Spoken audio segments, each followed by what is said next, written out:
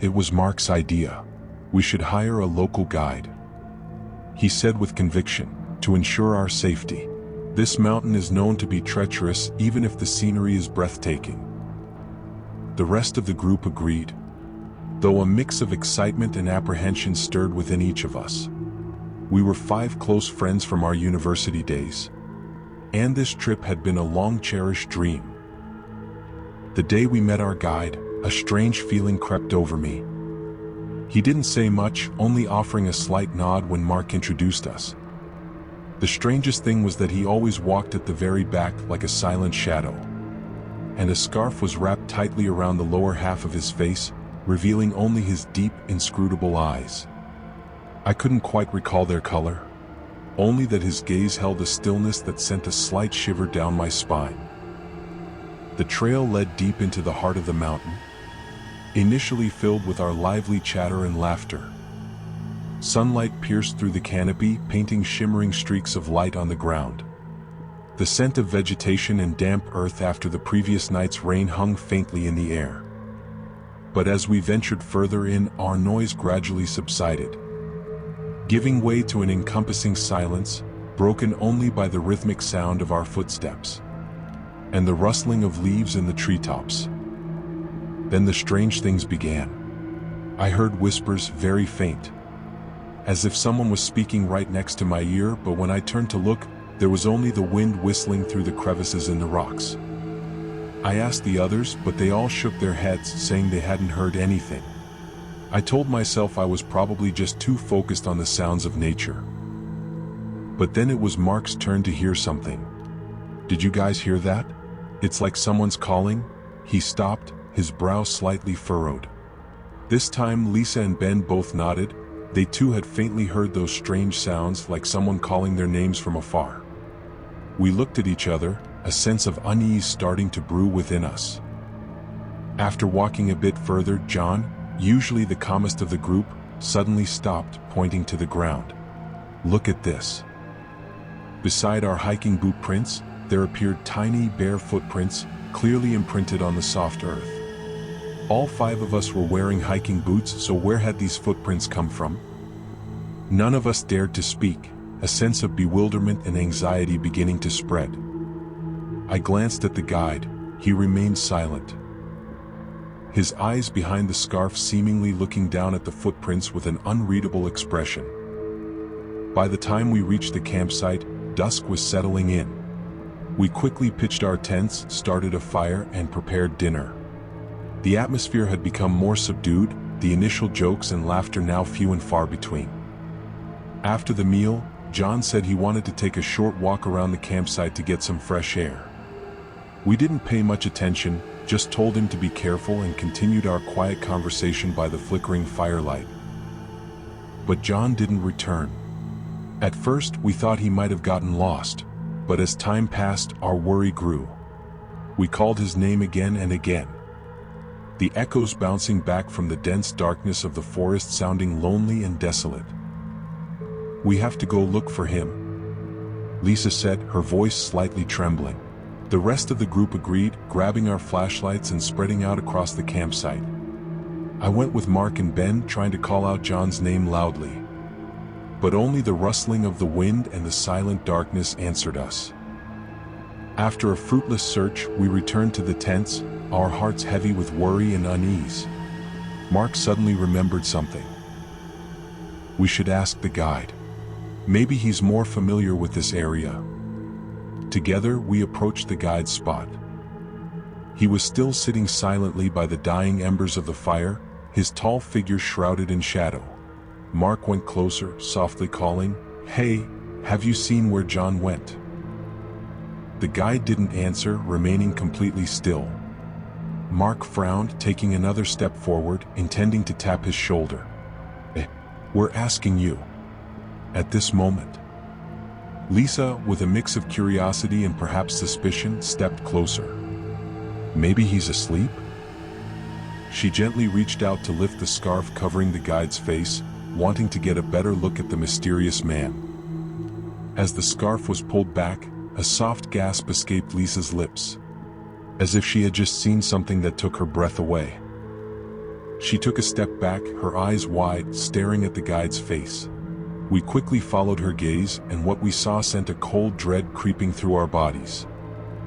The guide's face remained obscured by a deep, gaping darkness. We couldn't make out any features, only a blurry, indistinct void. But there was something else, a strange emptiness where his eyes and mouth should have been. I felt a shiver run down my spine, an indescribable sense of foreboding washing over me. We recoiled, sensing that something was terribly wrong. Mark asked softly, Are you okay?" Ben remained silent, his eyes scrutinizing the guide. None of us dared to say another word.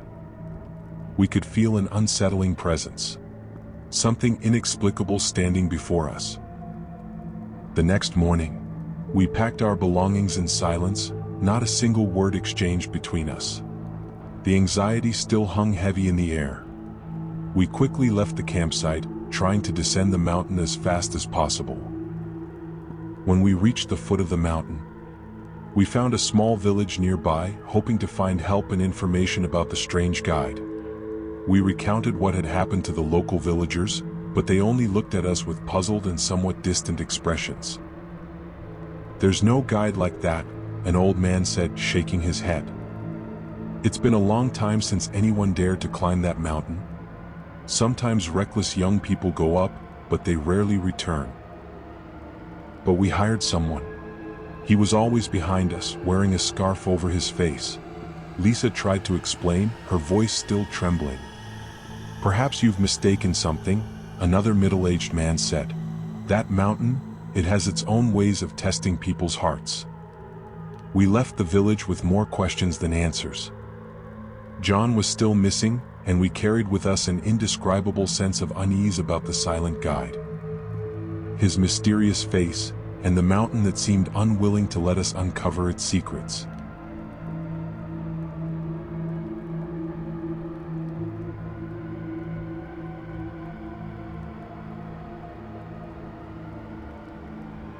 Never camp there. His hoarse, broken whisper echoed in the small, damp room. His eyes were sunken and lifeless, fixed on some distant point in space. Thin, his clothes tattered, dirt clinging to his gaunt face, he looked like a soulless corpse that had just crawled out of hell. We, the curious villagers, surrounded him, trying to pry out what had happened on that forbidden mountain. Finally, after a long, terrifying silence, he began to speak. His voice trembling as if each word was an immense effort. 3 days ago, 3 days ago." His voice trailed off, then picked up again, pulling us back to that fateful time. 3 days ago, we, a group of 5 enthusiastic adventurers, had set foot at the base of this mountain. Our goal was to explore its unconquered peaks, to seek out the secrets hidden deep within its heart. We set up camp on a flat clearing beneath the shade of tall, ancient trees. The air was fresh, the birds sang sweetly. The morning sun shone brightly, everything promised a good trip. The first day passed peacefully. We explored the trails, admired majestic waterfalls and lush green valleys. In the evening, we gathered around the campfire, telling jokes and sharing our plans for the next day. But on the second night, everything began to change. I, lying in my tent, suddenly heard a faint giggle, very soft, like the wind passing through. I thought I was mistaken or that it was just the sound of insects. But then the laughter came again, clearer, as if someone was standing right outside the tent. I gently nudged my friend lying next to me, but he remained fast asleep. I listened, the laughter continued. Sometimes teasing, sometimes mocking, causing a slight unease to creep into my mind. The next morning I asked the others, and strangely, every single person in the group had faintly heard that laughter during the night. We looked at each other with puzzled expressions, none of us sure about what we had heard. The second night passed with a slight sense of apprehension. Around midnight, as I was trying to doze off, I suddenly felt a cold draft on my feet through the sleeping bag. I woke up with a start, quickly turning on my flashlight. The bright white light shone all around the tent, but there was no one there. Outside the tent, There was only the silent darkness and the gentle whistling of the wind. I wondered if it was just a sudden cold gust or if I was being overly sensitive. I softly called out to the others, telling them what I had felt. Everyone's face looked slightly worried. The next morning, one of us, a young man named Tom, was no longer in his tent. His tent was empty, his belongings still inside. We searched around the campsite, calling his name, but only the echoes from the silent forest answered us. We found his footprints leading deep into the woods, but then the tracks faded and disappeared on the hard ground. Tom's sudden absence filled us with anxiety. The last night, that night I was the only one awake. My friends were all sound asleep. I sat huddled in my tent. The campfire long since extinguished, only darkness surrounding me. The wind whistling outside sounded like mournful sighs. Suddenly, the entire camp was enveloped in an unusual silence. A heavy silence so profound that I could hear my own heart beating. Then I felt a coldness spreading through my body. I gently parted the tent flap, looking outside. Darkness blanketed everything, but I had the feeling that someone was there, right outside the tent. I couldn't see clearly, but there was a silent, motionless presence that filled me with a vague sense of dread. I don't remember exactly how I acted. I only remember bursting out of the tent, running frantically through the dark forest, stumbling repeatedly but not daring to look back. I ran until I had no strength left, until the first light of dawn appeared above the trees. He stopped, panting, his eyes still fixed on the empty space. I ran away from that mountain, and I've never dared to go back. A silence fell over the room. We looked at him, no one daring to speak. His story was too strange, too inexplicable. Then one of us softly asked, So are you sure you really got out?" He looked at us, his sunken eyes flashing with a hint of panic. I don't know. Sometimes I still faintly hear the laughter, and that cold feeling. I don't know if I ever truly left that place." His last words faded into the silent air, leaving behind an unshakable unease and fear in our hearts. The mountain still stood there, tall and mysterious. And the story of the campsite at its foot would forever remain a chilling warning to anyone who dared to set foot there.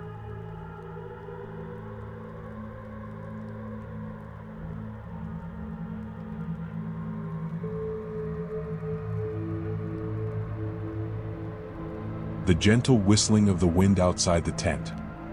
A familiar sound in these high mountain regions. I am Evelyn Reed, the team leader of this investigation. And we are in a small town at the foot of the Cordillera Blanca range in Peru. Our objective, to shed light on the mysterious disappearances that have haunted this unnamed mountain for decades. The locals call it La Montaña Sin Nombre, the mountain with no name, and it seems it has swallowed countless souls. Today, a chilling discovery has unveiled a part of its secret. In an abandoned hut belonging to an old shepherd, we found a stack of decaying old journals. They belonged to an expedition that vanished in 1998. The pages were yellowed, the writing faded, but the story they told was terrifying. Listen to what Marco Silva, a member of the 1998 expedition, wrote. August 3rd, 1998. We've been camped at the foot of the mountain for 3 days. The weather is magnificent, the air is crisp, and the scenery is breathtakingly majestic. We are a team of 5, all experienced mountaineers. Our goal is to conquer the summit, a place that, according to the locals, no one has ever reached. Today, as we ventured deeper into the mountainside, a thick fog suddenly descended. It was so dense that we could barely see each other. We decided to stop and wait for it to clear. While waiting, I caught a glimpse of a figure moving swiftly through the mist. I thought I might have imagined it, but when I asked the others, they said they had seen the same thing. A shadowy figure moving very quickly, then vanishing into the fog. A local news clipping from 1998 confirmed the disappearance of this expedition. None of them were ever found. August 6, 1998. The fog still hasn't lifted. We've decided to continue climbing, moving slowly and carefully. Today we started hearing voices. Very faint, like whispers, but clearly someone was speaking. They seemed to come from the sheer rock faces, echoing in the stillness. We tried to find out who was there, but we saw no one. The voices didn't sound human. They were high-pitched and haunting. Ricardo said it was probably just hallucinations due to the altitude and air pressure, but I'm not so sure. I feel like something is wrong here. Dr. Alistair Gray, our team's linguist, analyzed audio recordings from the journal. He said that the sounds didn't resemble any language he had ever encountered. They had an ancient, almost primal tone, and at times, he felt like he could discern disjointed syllables, reminiscent of ancient rituals and malevolent incantations. August 9, 1998. We've reached close to the summit. Today we found something, a temple. It's hidden amongst large boulders, almost completely obscured by the fog. Its architecture is bizarre, black stone slabs carved with strange figures I've never seen before. A cold and gloomy feeling hangs over this place, as if it's been forgotten for thousands of years. Ricardo, despite his strong appearance, also felt uneasy. He said we shouldn't stay here long. The locals have told stories about an ancient temple on the summit, a place from which anyone who enters never returns. At first, we thought they were just superstitious tales, but now, I'm starting to believe there might be some truth to them. Despite the disturbing nature of what we were reading, our curiosity and thirst for discovery outweighed our fear. We decided to continue climbing towards the summit, following the trail left by the 1998 expedition. August 12, 1998. We are inside the temple. The air here is cold and suffocating. The stone walls are damp, covered in moss. Strange statues are placed along the dark corridors. They are part human, part animal with distorted and terrifying faces.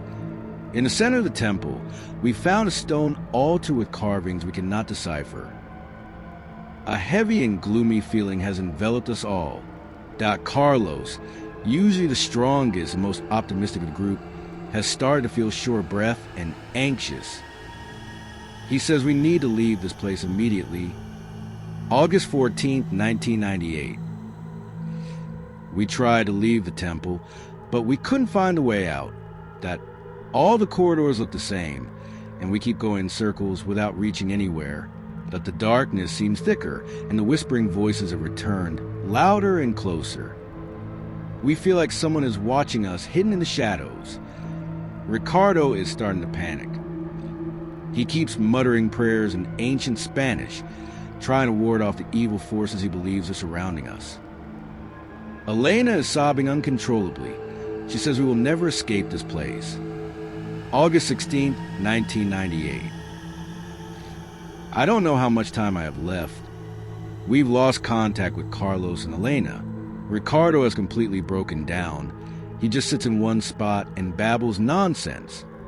I feel an unseen presence here in the darkness, watching our every move. The whispering voices are no longer whispers. They have become growls, angry hisses. I can feel its cold breath right behind my neck. And this is the last page in Marco Silva's journal. The writing is scrawled, shaky, as if he was trying to record the final moments of his life. It's right behind me. We had finished reading the last pages of the journal. The atmosphere inside the tent had become heavy and tense. We looked at each other, no one saying a word.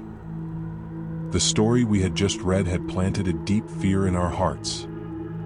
We decided to rest for a while before continuing our exploration of the mountain. I raised my head, looking around at my team members. There was Alistair, the linguist, muttering something about ancient sounds. There was Ben, the terrain expert, carefully examining the maps. And then, I froze. There was someone standing in the corner of the tent, shrouded in shadow. A tall figure with a gaunt frame. I didn't remember having another member on the team. There were only 4 of us, me, Alistair, Ben, and David, the photography and recording specialist. I looked more closely at the figure. His face was dark, impossible to make out, but there was something very familiar, yet utterly alien at the same time. I asked softly, my voice trembling, Who are you?" The figure didn't answer. He just slowly raised his head, and in the dim light of the tent, I saw his eyes. Deep, black, empty, exactly as Marco Silva had described in his journal. A scream caught in my throat. I looked at the others, but they didn't seem to notice the presence of the strange man. They were still busy with their tasks. But I knew that we were no longer alone. And I knew that, just like the 1998 expedition, we might never leave this mountain again. It's right behind me. The last words in the journal echoed in my mind, cold and haunting. I felt a cold hand lightly touch my shoulder. I didn't dare to turn around.